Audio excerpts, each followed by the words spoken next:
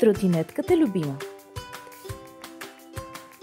Имам си магическо возило с седалка и кормило, т.е. бързи колелца, за да обикалям по света.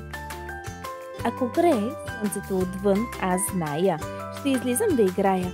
Тротинетката ще бъде с мен, ще бъде весел целият ми ден. Първо каската сложи, грижовно мама ме поглежда. Сетне с ръчичките кормилото хвани. Тате мило ми нарежда.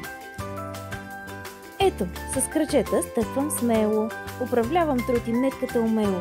Да не падна, винаги внимавам, но и да тупна леко на земята, бързо ставам.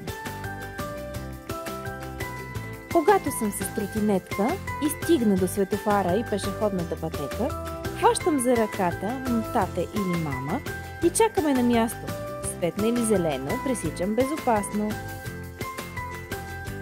И отново с моето возило, което има си седалка и кормило, започвам да се возя и да играя, да обикалям по света и да мечтая.